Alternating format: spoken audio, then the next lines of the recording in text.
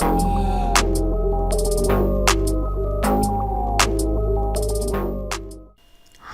எல்லோருக்கும் வணக்கம். இது நம்முடைய சுட சுட சினிமா.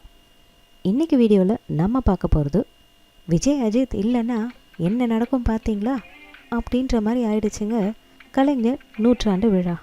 இவ்வளோ காலி இடங்களை பார்த்து நம்முடைய சிஎம் திரு ஸ்டாலினுக்கே ரொம்ப சங்கடம் ஆயிடுச்சுங்களாம். எவ்வளோ பிரம்மாண்டமாக நடக்க வேண்டிய இந்த ஃபங்க்ஷன் இப்படி சொதப்பலில் முடிஞ்சதுக்கு என்ன காரணம்? எப்போவுமே மூத்த நடிகர்களுக்கு மக்கள்கிட்ட அதிக வரவேற்பு கிடைக்கிறது வழக்கம்தான். அதுலேயும் பெரிய ஆக்ட்ரஸான ரஜினி கமல்னாலே ரசிகர்கள் எக்கச்சக்கமாக சேருவாங்க. இதனாலேயே பெரும்பாலும் அந்த இடத்துல அவங்களுக்கு முக்கியத்துவம் கொடுக்கப்படுறது எல்லாருக்கும் தெரிஞ்ச விஷயந்தான். அப்படி தான் மறைந்த கலைஞர் கருணாநிதியோட 100வது கலை நிகழ்ச்சி விழாவுக்கு ரஜினி கமலை அழைக்கும் விதமாக அழைப்பிதழில் அவங்களுடைய பேரை மட்டும் போட்டு நேரடியாக அழைப்பு கொடுத்துருக்காங்க. ஆனால் இவங்களுக்கு கொடுக்கப்பட்ட முக்கியத்துவத்தில் கொஞ்சம் கூட நடிகர் விஜய்க்கோ அல்லது நடிகர் அஜித்கோ கொடுக்கப்படலை அப்படின்றது தான் எல்லோருடைய கருத்தாக சொல்லப்படுதுங்க. அதாவது கலைஞர் கருணாநிதிக்கு நடத்தின நிகழ்ச்சியை யாருமே இல்லாமல் நடத்தி முடிச்சிருக்காங்கன்னு சொல்கிறாங்க. வெறும் 1000 பேர் மட்டும்தான் வந்திருந்தாங்களாம். இதற்கு முக்கிய காரணமே அஜித்தும் விஜயும் கண்டிப்பாக வரமாட்டாங்கன்னு அவங்களுடைய ரசிகர்களுக்கு தெரிஞ்சதால தான். இத்தனைக்கும் இந்த விழா நடக்கும்போது அவங்க 2 பேருமே சென்னையில் தான் இருந்திருக்காங்க. அப்படி இருந்துமே அவங்களுக்கு முறைப்படி அழைப்பும் கொடுக்கல, அதோட அந்த பத்திரிகையிலையும் அவங்க பேரையும் போடலை. இப்படி இருக்கும் பட்சத்தில் இவங்க கண்டிப்பாக இந்த நிகழ்ச்சிக்கு வரமாட்டாங்கன்னு தெரிஞ்சதால தான் பொதுமக்களும் ரசிகர்களும் இந்த கலை நிகழ்ச்சிக்கு போகவே இல்லையா. அதோட மற்ற ஹீரோக்களும் கூட அந்த அளவுக்கு இந்த ஃபங்க்ஷனுக்கு வரலையா. ரொம்ப வெகு சில நடிகர்களே கலந்துட்டு இருந்திருக்காங்க. அதுவும் இன்றைய இளைய தலைமுறை நடிகர்கள் யாருமே அதில் கலந்துக்கல. விஜயையும் அஜித்தையும் அலட்சியப்படுத்தி கமல் ரஜினியை மட்டும் வரவேற்றாலே ஃபங்க்ஷனை பெரிய அளவில் நடத்திடலான்னு நினச்சவங்களுக்கு பெரிய ஏமாற்றமாக போச்சுங்க. இதை கொஞ்சமும் யாருமே எதிர்பார்க்கவே இல்லை. இது ஒரு பக்கம் இருந்தாலும் இந்த விஷயம் உச்ச நட்சத்திரங்களான ரஜினிக்கும் கமலுக்குமே பெரிய அவமானமாக ஆயிடுச்சுங்க. ஏன்னா பெரிய அளவில் கூட்டம் இல்லாத அந்த நிகழ்ச்சியில் அவங்க கலந்துக்கிட்டு பேசினது அவங்களுக்கு பெரிய அவமானமாக சொல்லப்படுது. இதுவே ஒரு பக்கம் இருக்க, இந்த மேடையில் பேசின நடிகர் ரஜினி வேற எக்கச்சக்கமாக எதையோ சொல்ல போய் சோஷியல் மீடியாவில் பயங்கரமாக நாராக கிழிக்கப்பட்டுருக்காராங்க. ஏன்னா சினிமான்றதே ஒரு கூட்டு முயற்சி தானே. இவரால் இவர் வந்தார், அவரால் அவர் வந்தார்னு எல்லா நேரத்துலையும் எல்லாருக்குமே பொருந்தாது. ஒருத்தர் மூலமா வாய்ப்பு கிடைச்சாலும் அதை தங்களுடைய திறமையினால் தக்க வச்சுக்கணுன்றது தான் உண்மை. எப்படி ஒரு நடிகர் உருவாகிறதுக்கு ஒரு டைரக்டரும் ஒரு ப்ரொடியூசரும் அதுக்கு தேவையான கதையும் ரொம்ப முக்கியமோ, அதுவே அந்த ப்ரொடியூசர்ஸ்க்கும் டைரக்டர்ஸ்க்கும் ரொம்ப பொருந்தக்கூடிய ஒரு விஷயங்க.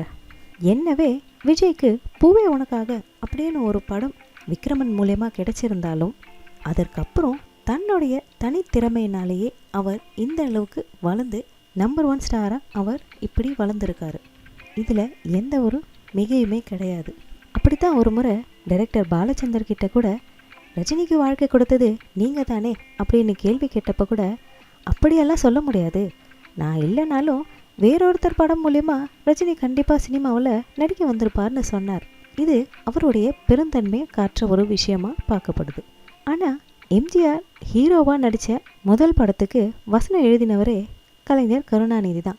அதே போல் சிவாஜிக்கு இன்ட்ரொடக்ஷன் படமான பராசக்தி படத்துக்கும் வசனம் எழுதினது கலைஞர் கருணாநிதி தான். இந்த படம் மூலயமா தான் மக்கள்கிட்ட கலைஞர் ஒரு பெரிய வசனகர்த்தாவாக ரீச் ஆனாருன்றது மிக இல்லாத ஒரு உண்மை. சினிமாவில் எம்ஜிஆர், சிவாஜி, கருணாநிதி என்னவே ஒன்றா வேலை செஞ்சுருந்தாலும் அவங்களுடைய நிஜ வாழ்க்கையில் அரசியல்ன்ற ஒரு விஷயம் அவங்கள ஏனோ ஒட்ட விடாமல் தாங்க இருக்க வச்சுது. எப்போவுமே ஒருத்தரை ஒருத்தர் விமர்சிச்சுட்டே இருக்கிற ஒரு நிலைமையை உண்டாக்குச்சு.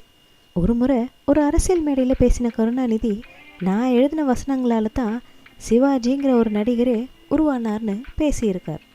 அதற்கு பதிலடி கொடுக்கும் விதமாக சிவாஜி கணேசனும், நான் பேசி நடித்தனால தான் உங்கள் வசனமே மக்கள்கிட்ட புகழ் பெற்றுச்சு அப்படின்னு சொல்லியிருந்தார்.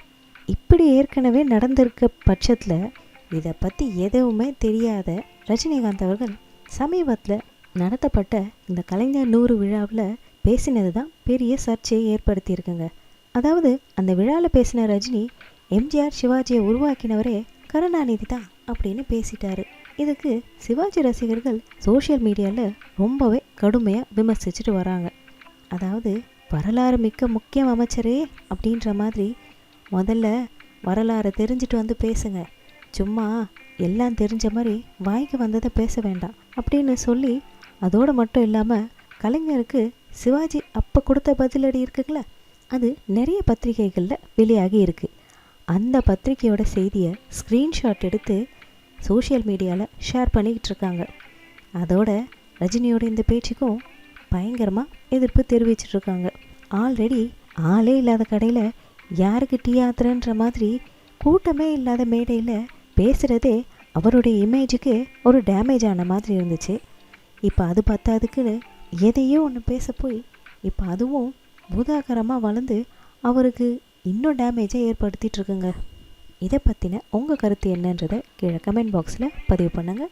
இந்த வீடியோ உங்களுக்கு பிடிச்சிருந்தா லைக் பண்ணுங்கள், ஷேர் பண்ணுங்கள். இன்னும் இது மாதிரி நிறைய வீடியோஸ்க்கு நம்ம சேனலை மறக்காமல் சப்ஸ்கிரைப் பண்ணிக்கோங்க. திரும்ப வேறு ஒரு சூப்பர் வீடியோவில் நான் உங்களை மீட் பண்ணுறேன். Until then, bye.